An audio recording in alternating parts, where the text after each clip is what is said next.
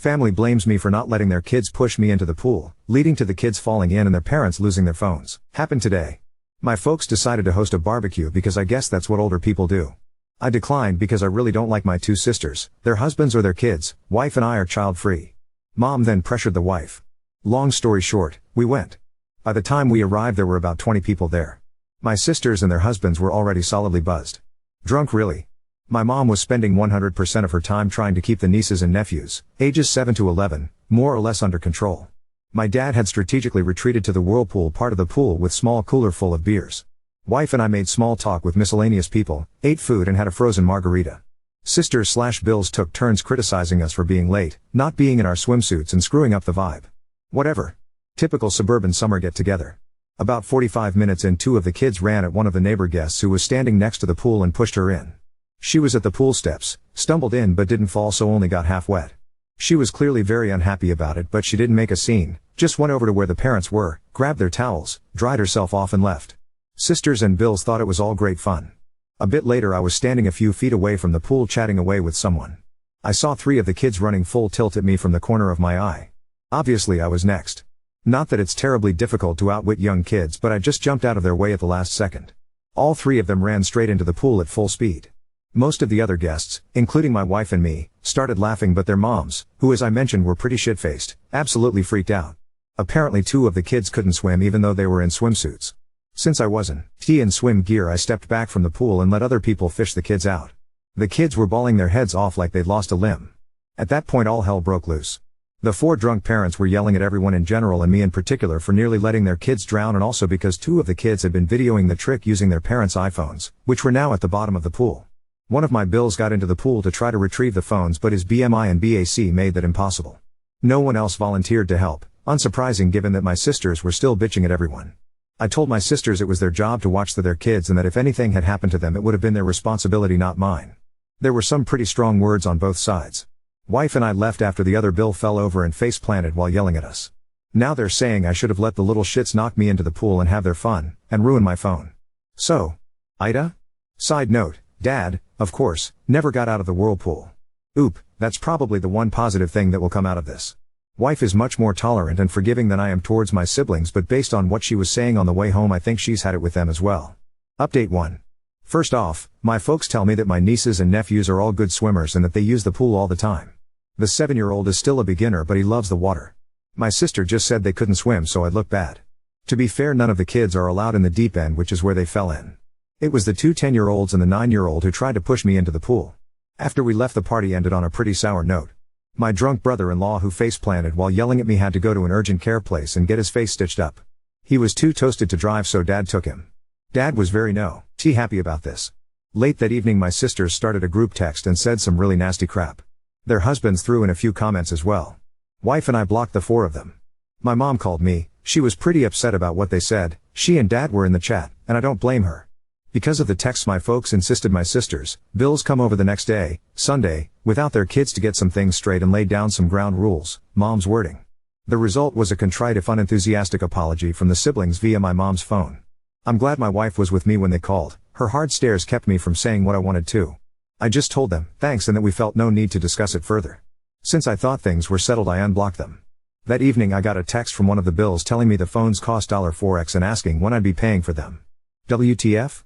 I replied never, took a screenshot of his text and forwarded it to my folks with a note that we were done with this nonsense. We're going no contact with sisters, spouses, and not to invite us to any more holidays or get-togethers if they'll be present. Then I blocked the sisters and their spouses again. At that point the shit really hit the fan. Dad called them and ripped them a new one. Among other things, he told them the grandkids were not welcome at his place indefinitely. Since my mom regularly provides free babysitting, that got them pretty rattled. He also banned them from using the vacation house and told them my wife and I actually own it, not he and Mom. This completely freaked them out. Both of my sisters' families use the place a lot, including having their friends up for weekend getaways. This was very much out of character for my folks. They'd clearly had it. And for reference, I never wanted my sisters to know we own the place. We bought it for my folks. They'd always wanted a place in the mountains. Keeping the ownership quiet was just a way to avoid drama with my siblings. A couple of days later my sisters and their husbands came to our place unannounced to apologize in person. We were out to dinner and they left a note. One sister also called me at work too. I sent her to voicemail. We've decided being no contact is the best thing for the indefinite future and haven't interacted with them for the last 3+ weeks. Personally, I'm done, they can go pound sand. Update 2. Well, it's been an interesting last few days. I thought the shit had hit the fan before, but it was more of a fart compared to what's happened this week. For this to make sense, I need to provide some financial context. My folks haven't ever been any good at saving money. I've been doing their taxes for years, so I know pretty much everything about them money-wise. Their house is paid for and they have minimal debt, but they didn't save much for retirement. Both of them get Social Security, Dad gets a solid pension and they have a bit of savings, but there's no treasure chest in the basement. I bought their current car for them after they retired, a retirement present so they could have something nice to drive. It was the first car in probably 20 years they didn't lease. My sisters are convinced the folks are dripping with money and that our parents will be leaving the two of them everything since I don't need more money, so they've never cared about saving either. Turns out my oldest sister and her husband, they have 3 kids, have been living beyond their means for some time and are in financial straits. They've maxed out their credit cards and are behind on their car leases to the point that one is about to get repossessed. He'd bragged in the past about making X per year, but it turns out to be about half that. She confessed all this to Mom on Tuesday because they need a loan and because, and this was a WTF moment for Mom and Dad, that for the last 3 years instead of staying at the vacation house regularly she's actually been renting it out once a month or so and pocketing the cash. We're talking $2,000 plus for a weekend and at least $4,000 for a week. With her being cut off from using the place, she's had to cancel one group already. She's now worried they'll lose everything. My folks aren't in any position to give them a loan. My other sister was aware of her renting out the place but of course hasn't ever said anything. I suspect she's done the same thing as well because I went up there once to drop off an ATV I had worked on and there was a family there who claimed to be staying there with my sister, her family, and that they'd gone to town for something. At the time I let it go. I figured she'd loaned out the house to some friends. But I've always wondered. I found all this out through my folks who are pretty stressed out about it, Mom more than Dad. He's mainly just pissed off about it all. I know Dad feels betrayed. And I imagine he's embarrassed that he's in no position to help his daughter out. He did reiterate that as long as it's up to him the girls won't be using the vacation home anytime soon. My folks let me know what's going on because they figured my sisters would put a full court press on me next. And they were right. On Thursday my sisters came to our place again, without husbands this time, and waited outside the door until I got home. I had to choose between fighting with them in public, them making a scene if I went in without them, or letting them in, so I let them in. I got a bullshit story from the older sister with the younger one backing her up regarding why I needed to let them use the mountain place again immediately. They also said I've been a shitty brother and that I needed to step up and plan on paying for their kids' college tuition since that's what family does. I let them pitch their story, then called them out based on what my folks had told me. Things went to shit from there. There was denial, crying, cursing, yelling, you name it.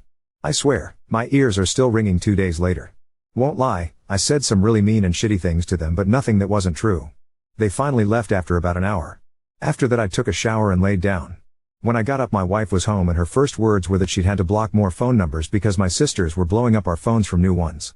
Folks messaged me yesterday asking me to call. I'm sure my sisters have told them some bullshit version of what happened, but I'm not up to rehashing it yet. I'm usually a pretty energetic person, but this drama has me beaten down. I had just enough energy today to drive up to the vacation house and padlock the entrance gate shut. I'm the only one with a key. I'm guessing that will be enough to ensure my siblings leave the place alone. They'd probably die trying to walk 400 yards uphill to get to the house. Update 3. Yet another update regarding the cluster F that is my extended family. Thought it might be time given what's gone on over the past 2 weeks. After my sisters came to my place, my mom and dad told me they were done with managing the vacation home. Sounded like the sisters had been pressuring them to let them use the place again. Basically my folks handed the responsibility for place over to me and told me it was my problem from here on out. Up until then they'd kept track of who would be using it when, and they'd taken care of routine maintenance, replacing worn out items, etc. In any case, they decided they didn't want to be in the middle of all this crap. While I don't blame them, I'm disappointed because the damn place was supposed to be something for them to enjoy and hang out in, and they use it regularly. Plus I've never cared that they let my sisters and their families use it, because really I've always thought that was my parents' call even though I technically own it. But now my folks are going to be in the position of not having access without me being involved, and that changes the whole dynamic of the place. I've taken several steps to secure the place. I already mentioned that I locked the gate. It has a heavy-duty chain and the best lock I could find. I also did a full reset on all the door keypads and created all new codes. Security cameras got installed yesterday, which is actually pretty cool because the installer convinced me to put a high-res one that looks out over the valley. The system cost me way more than I thought it would, but the peace of mind is worth it. The installer also put up signs on the property saying the place was monitored by video. I also installed a heavy-duty lockout for the water shutoff, drain valve. I hope to hell I don't lose the keys for it, because if I do it's going to be a bear to try to remove. Haven't told anyone but my wife that the water is locked off and again, only we have the keys. Last week I got separate calls in my office from both of the husbands trying to convince me to let them use the house like they always have. The older one had gone up with some friends for a guys hangout but couldn't get in because of the gate lock. He was pretty pissed and embarrassed about being locked out. I'm sure he would have broken the lock if he could have. During his call he kept bouncing between pushy and victimhood. At one point he threatened to rip that gate out of the goddamn ground. He also admitted they'd been renting it out to a few friends, that they needed the money, I was ruining their business and that I should refund their guests' money. Me? F that. I should have recorded the conversation with him, but I don't know how to do that from an office phone anyway. The other bill just sounded like he was being made to call by my sister. He didn't really put up a fight when I told him not to plan on ever using the place again. In any case, I told them they can't use the place and not to ask again. At this point I'm considering selling the vacation home. Wife and I won't use it enough to justify keeping it, and it's not like there's going to be any family get-togethers there anytime soon. I mentioned selling it to my folks. Their response was pretty much whatever.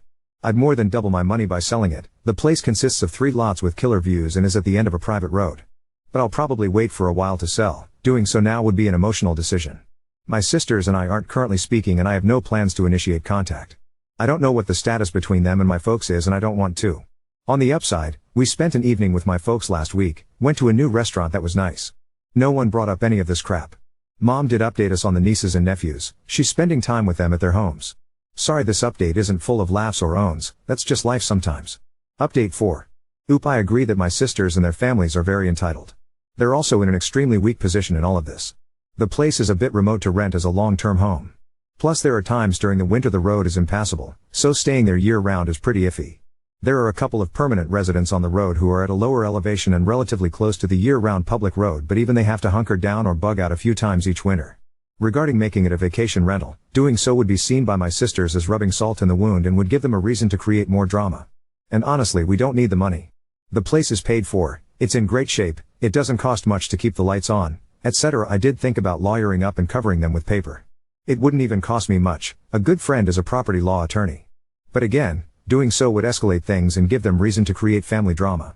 My primary goal at this point is to minimize my involvement with them and minimize any nonsense that causes my parents stress. I'm willing to take some short-term flack and absorb some expenses like the camera system to keep things contained. It could blow up again, but I suppose I'll drive off that bridge when I come to it. I don't think we'll sell right away if at all. It's more of a last resort, personal fantasy thought than anything else. There's a good chance that come holiday season my folks will reset and want to have the entire family there. Which is fine, we won't be going of course, but I don't care if my parents have guests there.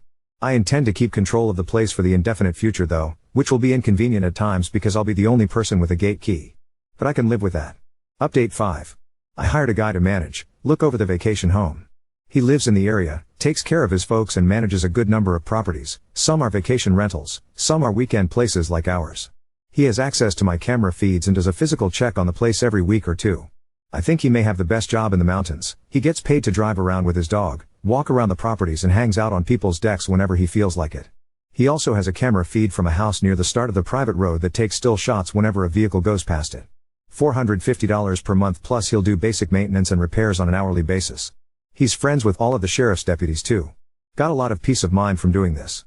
And he sends photos from his walks to everyone once or twice a week. I have to brag a bit on my parents. I got all this from them tonight at dinner. They were getting pressure from my sisters to demand that I open up the vacation house to everyone for Thanksgiving. Thanksgiving up there had become quite the tradition for the family, not for me or my wife. We've gone once in 7 years. My dad refused to bother me about it because he knew I'd say no. They came up with what I think is a great plan, announced that they were organizing the Thanksgiving gathering and, if everyone split the cost in advance, they'd rent an Airbnb in the mountains. Otherwise they'd host Thanksgiving at their place or one of the sisters could host it. This caused a fight between the sisters because the middle sister was all for doing the Airbnb but the oldest one doesn't have any money. The deadline to commit to the Airbnb has passed. Looks like Thanksgiving will be at my parents' place. Regardless, we won't be there. My parents have asked that we not sell the place for now. They decided they'd still like to use it occasionally but not until my sisters have come to terms with the new normal. And of course they'd probably like it if everyone could get together there again down the road, but that's just not going to happen. I'd just as soon sell it and move on at this point, but I can live with keeping it if my folks do use it now and again. Plus it will be worth even more down the road. Wife and I have stayed no contact with my sisters and their husbands. Both sisters have called from new numbers, FU Google Voice, and left messages insisting that I meet with them for our parents' sake to work out how everyone can use the family vacation home. They called my wife too. I'm glad I was already in the habit of not answering calls if I don't recognize the number. I honestly don't know if they're delusional or if they think they can bully me into giving them access again. Don't really care.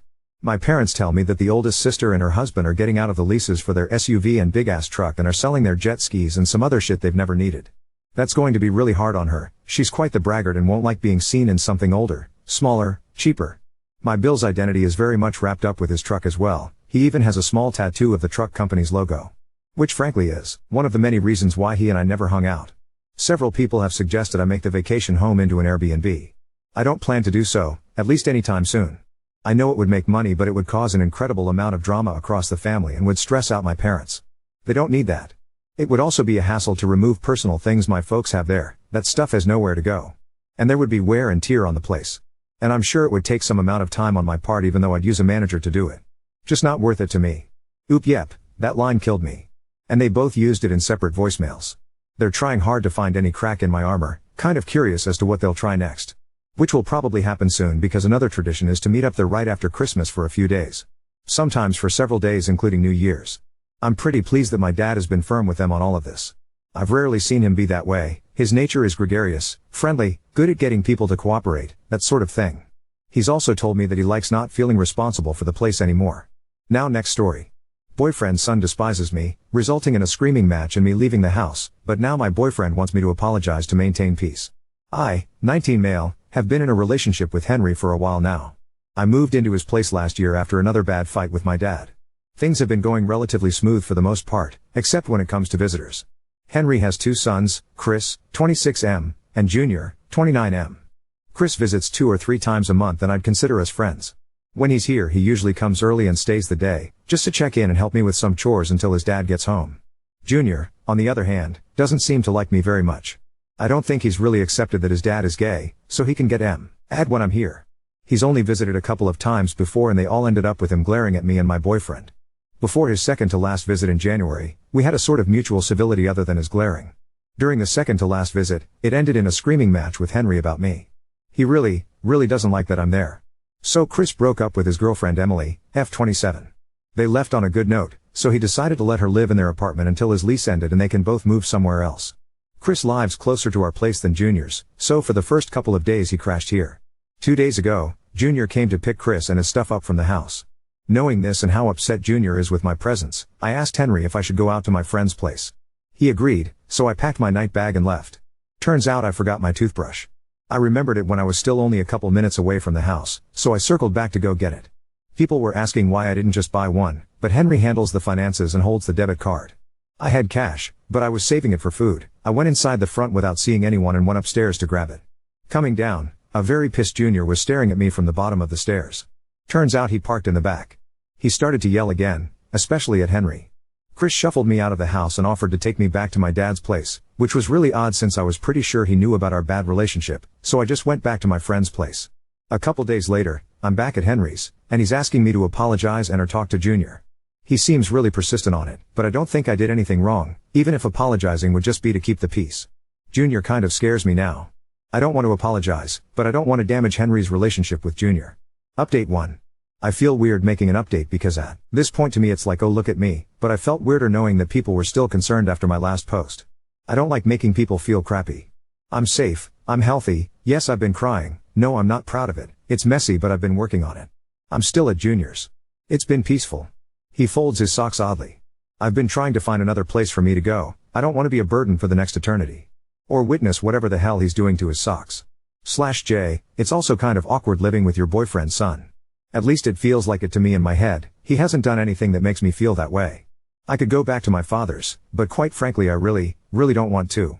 A friend suggested contacting my extended family. That's an option, but I honestly don't know them very well. The last time I've seen any of them was at a funeral over a decade ago. Plus, they're 3 states away. The best option I have right now is getting a job that makes enough for me to rent a room. I've been looking, but it hasn't been easy.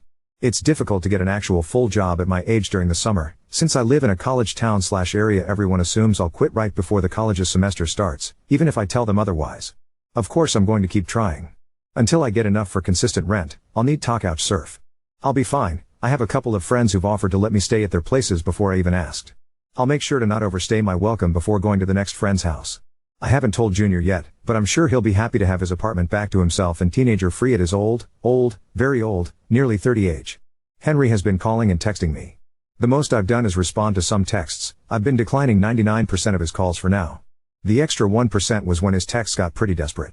I don't have any plans on going back to his place right now, but he's been consistently offering to pay for me to attend our local, and pretty big, college.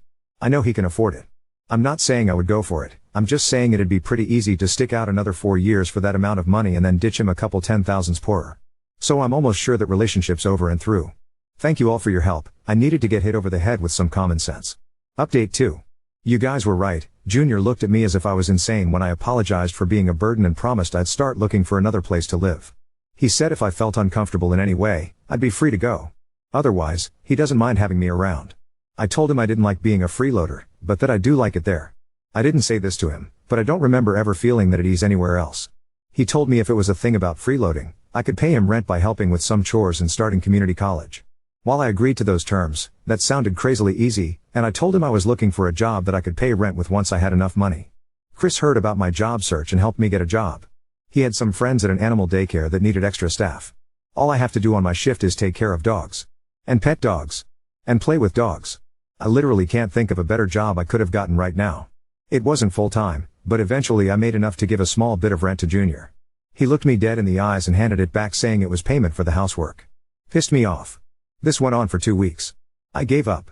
The best I can do is pay for groceries sometimes and stay on the track to community college. I feel like I'm definitely doing some type of scamming, but at this point Junior deserves it. I tried.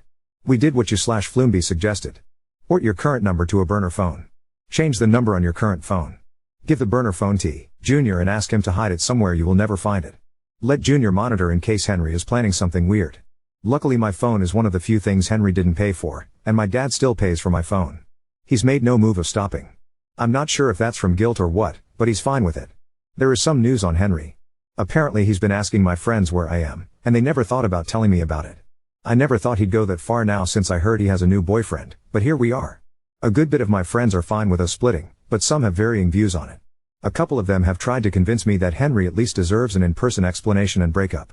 Pretty much all of them that I didn't know before Henry have been talking that way. One of them, Jack, 24M, short for Jackass, told Henry where I was after Henry asked him again.